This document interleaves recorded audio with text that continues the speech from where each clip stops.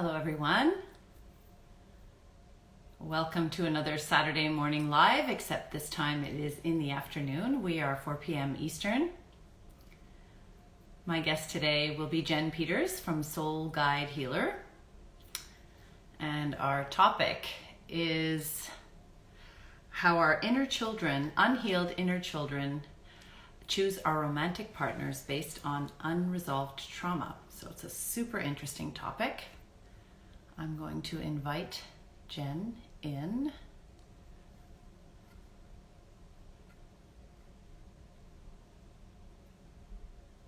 Hello to those who are joining. Welcome. Hi. There she is. I'm doing so well. So am I'm so I. happy we're doing this. Hi, Jen. Me too. Me too. Happy Mother's Day weekend. Oh, thank you. And it's already Mother's Day, right? Is it Mother's Day in New It Zealand? is. It is. Okay. It's 8 a.m. on Sunday morning here. Okay. I know. I'm in the future. Yeah, I know. So I told that to my kids. I was like, I'm going to be talking to someone who lives in the future. I love it. That's so funny. I love it.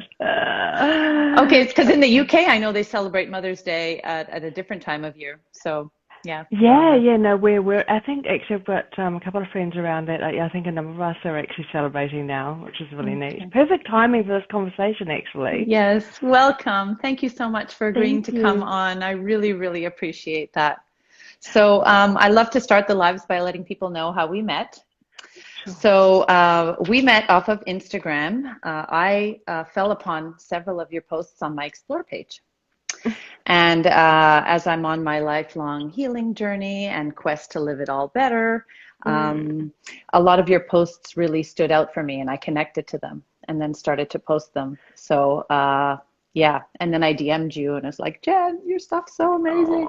Yeah. Oh, Yeah. thank Yeah. you so much. No, And look, really. Yeah. thank you. And I absolutely love the conversation that we had. I could have talked all night, actually. I think Yeah. a beautiful vibrational match. So thank you so much for inviting me. Oh, Like it's a real pleasure to be it's here. my Thank honor. you. Thank you so much. I love your Instagram page, your YouTube channel, your posts. They resonate with me. So tell us a little bit about the work that you do and your wonderful contribution to the world. Goodness, what an introduction. Thank you. So I specialize in inner child healing, also inner child healing within the subconscious mind, dissolving codependency, and also narcissistic abuse recovery. The three of them actually go hand in hand, hence specializing in the three areas. So I am just incredibly fortunate to be able to work with just amazing people all over the world in these spaces. And I guess really my own life experiences have led me to this point. And I found myself, it's really come to the fore recently quite a lot, and I think this message needs to be shared, is that, you know, when we go through extreme hardship, you know, there is such gold sitting within that. And when we face that hardship and we go inward and we see the things you don't really want to see, we start to work through them. That is where that gold is, and that incredible opportunity for growth and evolution. And for me personally, I certainly would not be able to do what I do now without all of that hardship. And believe me, there's been quite a lot, like many of you here, most likely. But yeah, so when you're faced with that adversity, just know that you have got an incredible opportunity in front of you to actually not just move through that, but actually really expand and grow as a result. There has to be an awareness around that, however, I believe, and a desire to no longer want to live in that particular way and to want to live it differently, so that once you have that awareness, that's even a possibility, because a lot of people don't have that awareness and they're stuck. They just feel stuck, and you don't have to be stuck. Oh, you are so right. I mean, I know for me, I spent 35 years, I thought I was living I now, of course, see that I was barely surviving, actually. And I know that that's very common for the clients I work with, and I'm sure the same for you as well. We don't know what's actually available to us because we're so entrenched in our normal, actually. But just know that wherever you are, that there is so much more available to you beyond where you are right now. We just need to actually open our mind, and I guess that's something that I'm sure you assist with too, Susie, in your work. And I know within mine, that's one of the key areas I work in is, the beliefs that we formed as children in response to the trauma or the experiences we had, they form the foundations for our life. They are the foundations our life are built upon. And with every belief we have a myriad of patterns as well. So those are kind of the rules. Those are the, I must be nice all the time. I must, people please. I must do this. I need to caretake, or whatever it is that we, tend to do. Those are the patterns that are created in response to the beliefs we had. And so if we have formed, particular beliefs in childhood, and I really don't think that anyone escapes without having something there, to be honest, then, we feel very trapped in that paradigm, and we just can't get out of it until we start dissolving and unpacking those threads or those foundations that are holding us to that reality. I in our chat the other day, you were talking about programming, childhood programming, and then I asked you, so that really is the nurture part of our upbringing, right? It's just what we're exposed to and how we start to form those beliefs that That's we have exactly to so right. often unlearn for a lifetime, it seems. Yeah, absolutely. It's actually, I don't know, with what I know now about inner child healing and doing so much work in this space and seeing how easily we create these types of beliefs, or how easily trauma is actually formed. It's just like, oh my gosh, I'm kind of glad I didn't know that in a way when I, first decided to be a mum, because I think I would have been terrified of getting it wrong. It's just, because that's the thing, is that we often think that trauma needs to be something really big. And it's just not. Well, it's that too, but it's often everyday kind of stuff that, your average mum and dad do. Right. So I wanted you to help me and our viewers with the definition of trauma. So just to recap what today's topic is. So I was really motivated by several posts that you had written about how our unhealed inner children, right, choose romantic partners based on unresolved trauma from childhood. So I was like, wow, let's look into that. And then I would love it if you could define, because you had just said, to your point earlier, that trauma doesn't always have to be this huge, I mean, all trauma is trauma, but perhaps you can give us a little bit of a definition. What kinds of things that includes? Sure. So trauma is really the way we process or respond to a particular event. And so, we're all individual, we're all unique, so we are all going to respond to the same event differently, or potentially differently. Even two kids within the same family. Correct. They remember an event completely differently. Oh, they really do. Yeah, they really, really do. And also, actually, on that, they will remember events most likely through their own filters. So it depends what programming they already have, what lens they're wearing to how they see a particular event. And we see that in adulthood too, right? Yeah. So trauma is actually, trauma is what's formed in response to a particular event. It's how we process that event. And so just some examples. I mean, we all know probably the big obvious stuff that causes trauma, but there's also things like the thing that I see just honestly, nearly every person I work with has an emotional abandonment wound. Now, bearing in mind, often they have no idea. I had no idea. Most people don't have a clue until we start looking at why does this keep happening. But basically, obviously, an emotional abandonment wound could be caused by a parent leaving, of course, or Yeah. even a parent being away on work a lot. That's fairly obvious. But oftentimes, emotional abandonment could be caused through, it can often be through mum, because the bond is slightly different with mum than it is to dad. But if you've got a parent who's sick, you know, she might be depressed, or he might be depressed, or they might have an illness that stops them from really being able to engage. They might be, you might have several siblings. Anyone here who is a parent knows how hard it is to give their children that really deep one-on-one time, especially if there's several children running around. And it's not that you're a bad parent, it's just that there's just only one of you, you know, so you can't do it all, you know. So, you know, a number of siblings, obviously if there's alcoholism or drug abuse, you know, that causes, that means really the parent is not actually even available to themselves, so you can't connect with them anyway. But the the most common reason that I see is that when I start working with clients, I find that their parents have been emotionally unavailable too. So if they are abandoned, if they have self-abandoned, if they're not actually connected with themselves, they cannot connect with anybody else.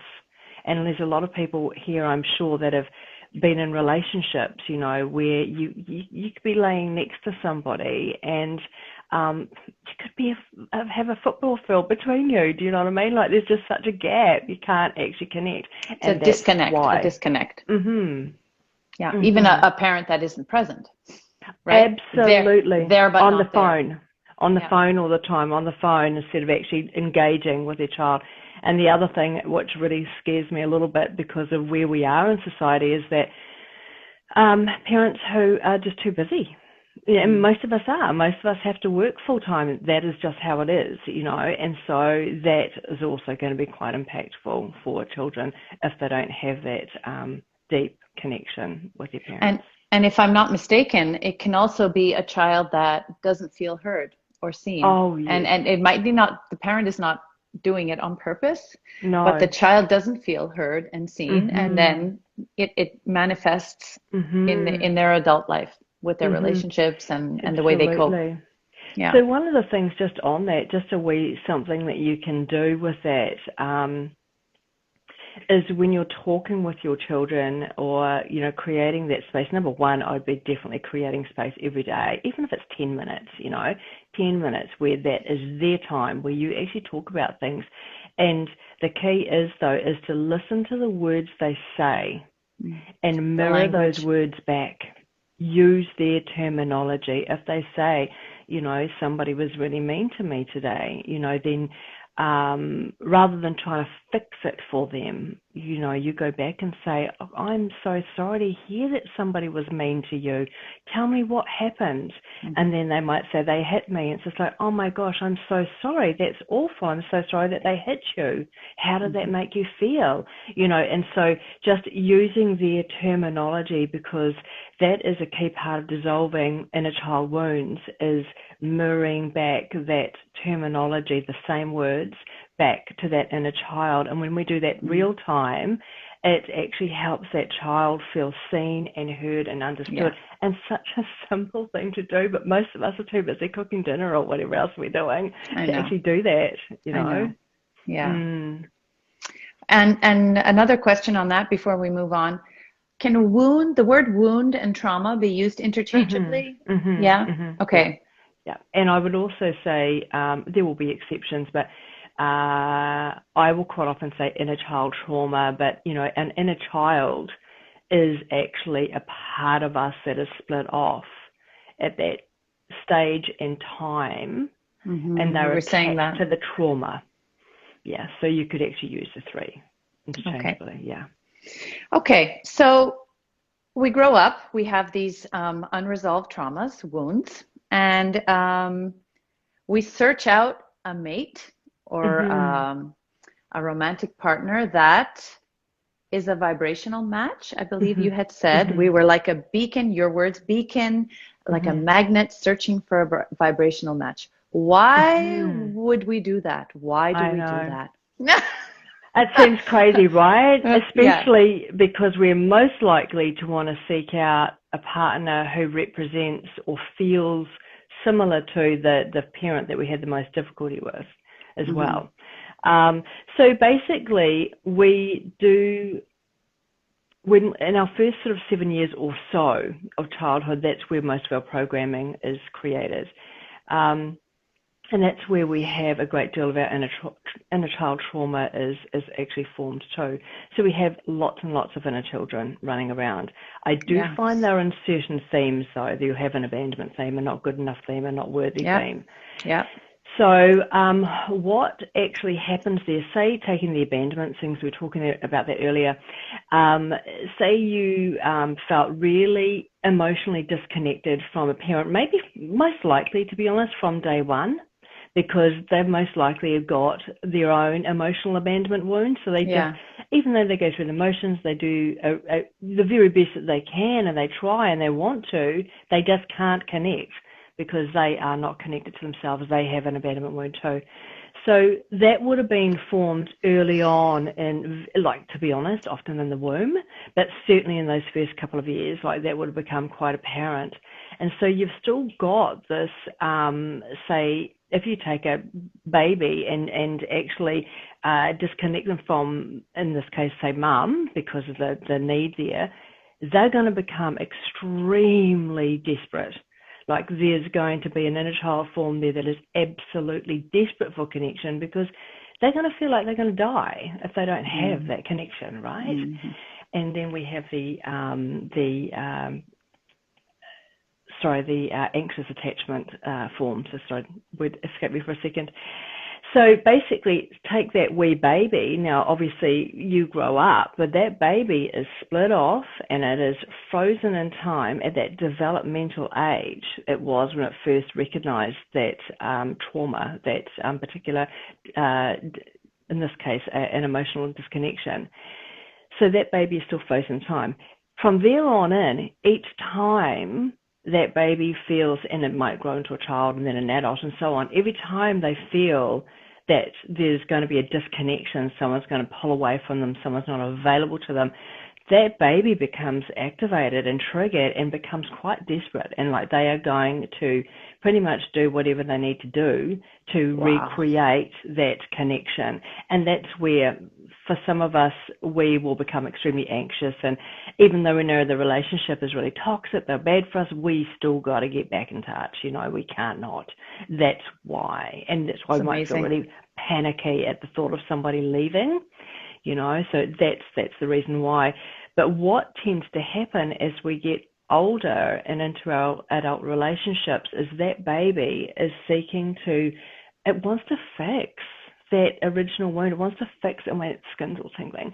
It wants to fix that wound, you know. So what it's doing is, it's that part of your programming is it's actually looking for a partner who is a good match to mum or dad in that case, who they can recreate that situation with, and then maybe this time they will be able to heal that wound. Yeah. So to reenact, my skin's really tingling. You're electric. You're sharing what you know, so it's like going out into the world. Yeah, so, but that is an extremely common example, actually. Anyone who has had trouble attracting emotionally unavailable partners, there's your answer. That's why. So we're almost searching to reenact a dynamic that is comfortable or known. Familiar. Not comfortable, but it's familiar. Not comfortable. Okay, it's not familiar. comfortable. Familiar. But it familiar. does feel like home. Yeah. Just like red flags feel like home, you know, because we've grown up in that environment. They're very familiar to us. They don't feel good, but they feel like home. It's crazy. Well, when you consider that, you know, 95% of everything that we do is actually coming from our subconscious. It's not even from our intellect mind. We've got 95% of us is actually being run by our inner children. Now, how scary is that? It's pretty scary. Like, imagine a 5-year-old entering into an adult relationship and expecting it to work. I mean...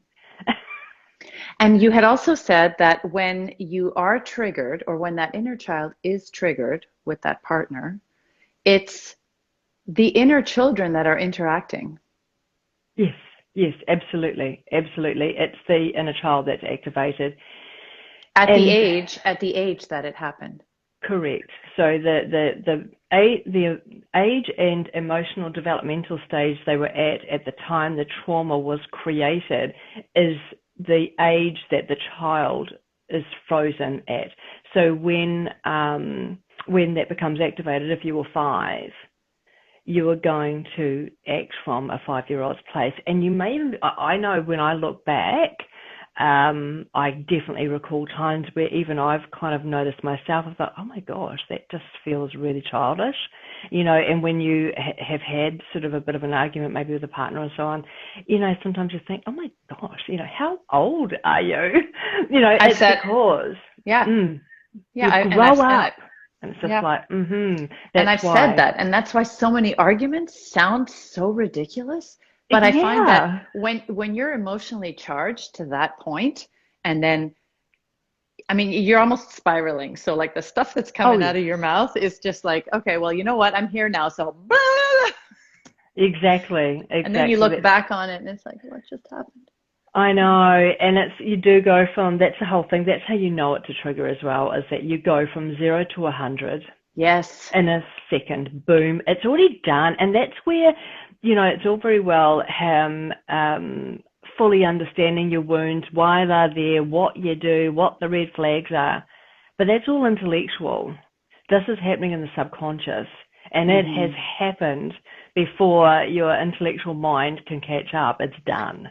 Yeah, I have caught myself saying when I'm retelling an argument to a close friend, I will say, I allowed myself to like step into the pool. I don't know why I gave that analogy, Mhm. but as long Mhm. as I don't engage even the slightest amount, I can somehow stay back. But if I Mhm. go in, if just one toe goes in, That's it. It's all it's on. like it's yeah. So that's 0 to 100.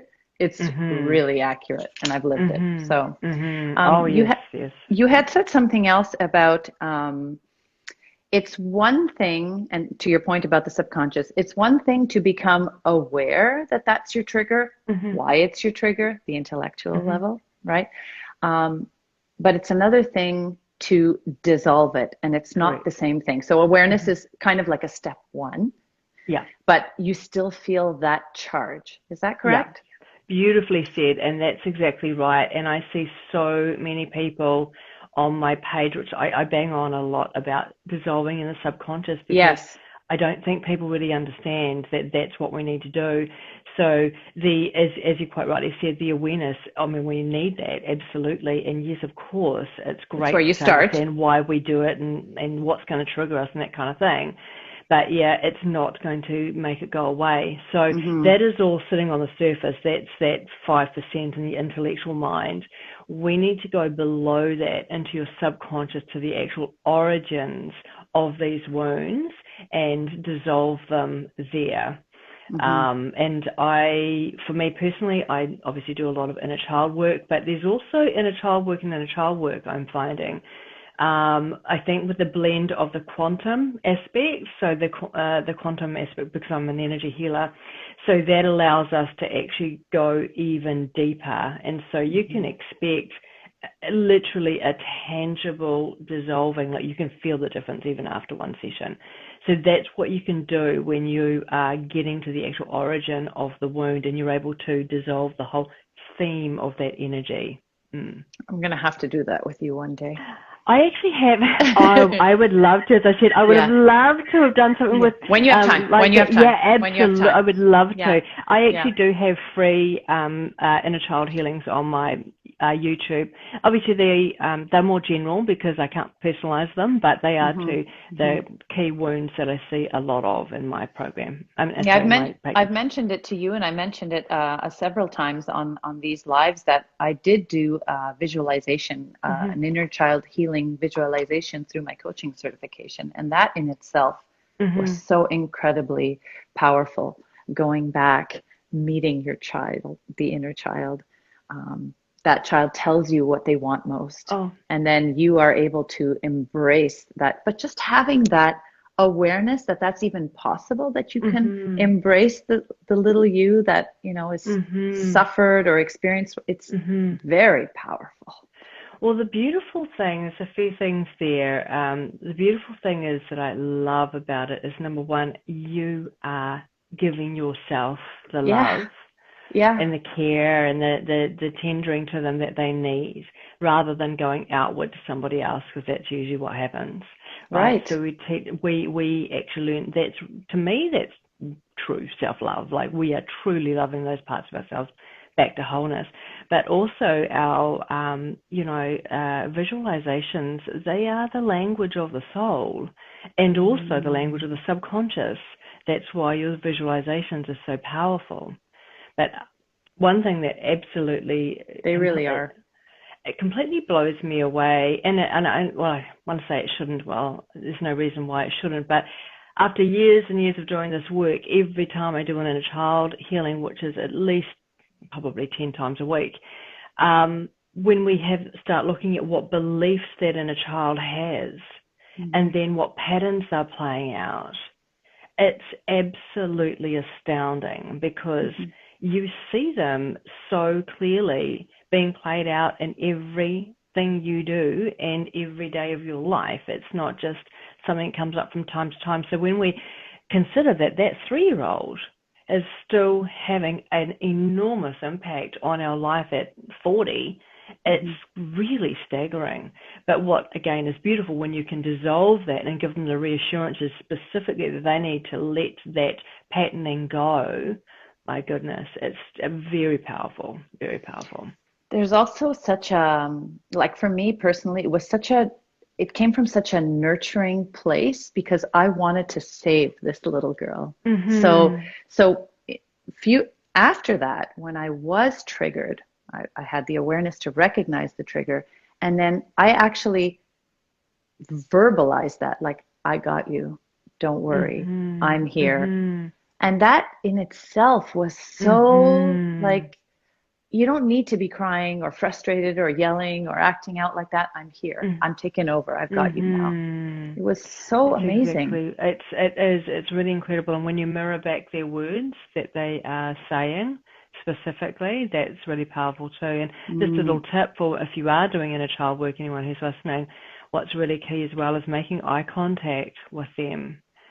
Because, and even if you imagine that you are seeing them in the eyes, because most of the time we are carrying abandonment wounds. So when we can look our own inner children in the eyes, and obviously gently, not staring them out, but basically that's often the first time these little ones have actually experienced that deep, connecting, Yeah. loving connection. And when you do it, I know when I do it on myself, I don't do it so much anymore, but I've done obviously a huge amount of inner child work on myself as well. And as soon as you make that contact and you try to generate that feeling of warmth and softness, you feel yourself go, oh, like you Yes. can feel it. It's really It was a powerful. shift, a very powerful Mm. shift. And again, a good kind of tip, I guess, when you're parenting, is to be like that with your children. When you're connecting, I mean, we can't all do it 100% of the time. There is, it's well, maybe we can, but not many of us, I don't think. But, when you're trying to really connect with your child, that is a beautiful way of doing it. And it's never too late, right, Jen? Even when Oh, they're adults. no, no, never too late. Never too Yeah. late. Yeah. Mm. So I had mentioned, I have my notes. That's why I'm going through the notes. So Beautiful.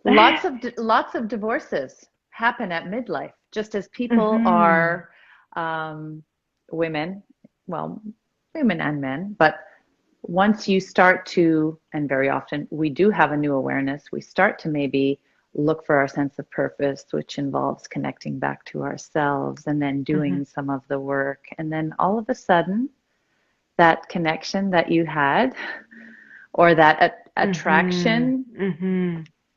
you don't need it anymore, or you're not, like, your inner child doesn't see that anymore.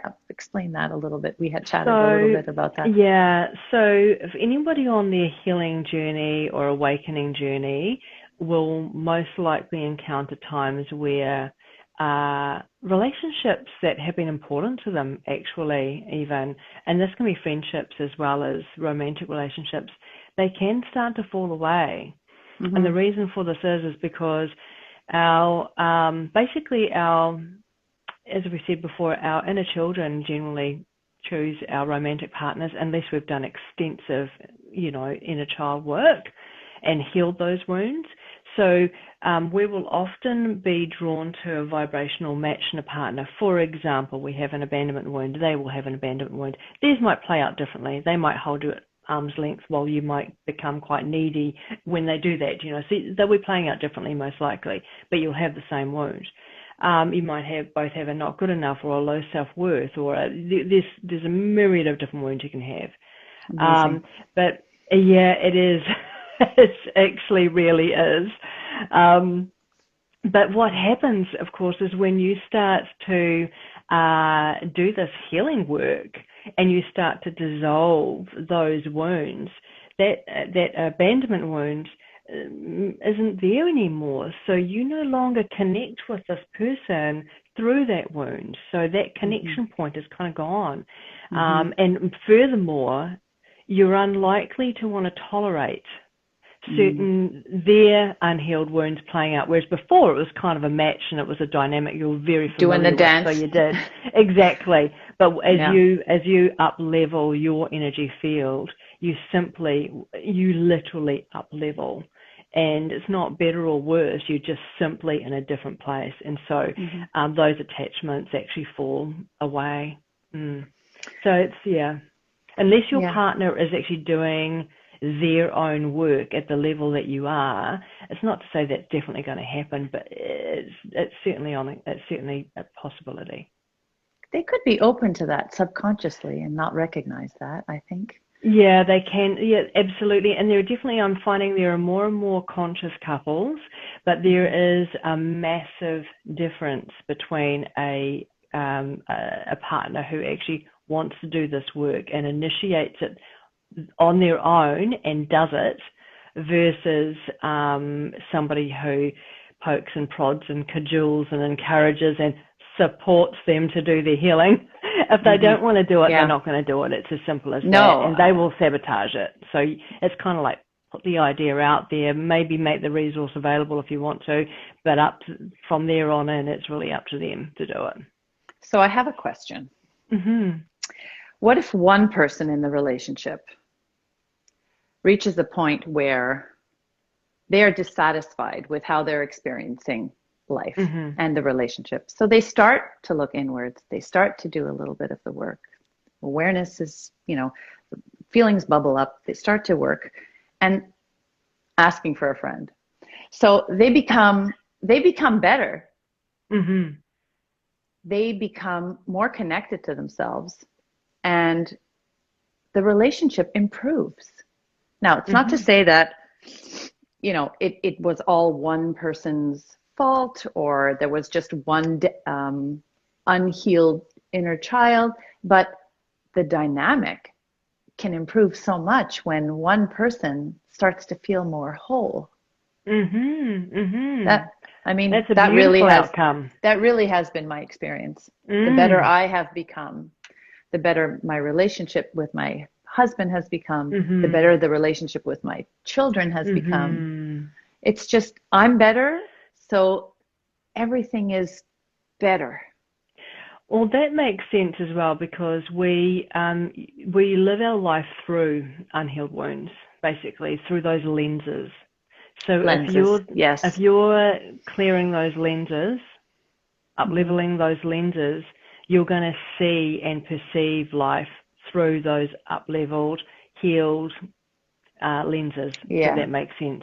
Because often when we are carrying unhealed wounds, just say, for example, we feel not good enough, which is very, very common. Yeah. We assume, in taking a relationship too, we assume that when something happens in the relationship or outside of the relationship, anywhere, we think it's because, oh, I'm not skinny enough, I'm not pretty enough, I'm not young enough, I'm not whatever enough.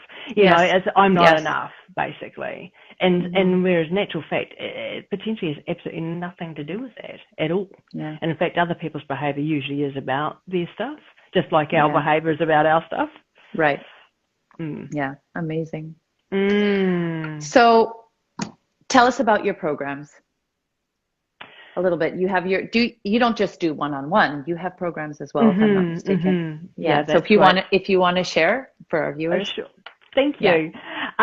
So I have a one-on-one Heal Your Inner Child program. That's a very fully immersive, deep program where we do dive very deep into your subconscious, and we start clearing those key wounds that are causing so many problems in your life. So that's what we do within that one-on-one program. I am launching a Heal Your Inner Child course that is an online step-by-step course.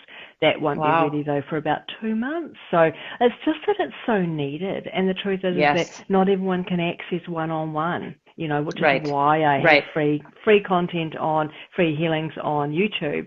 But and they are obviously wonderful. The course, oh, thank you. The course will be just that next step up, basically. So that's coming.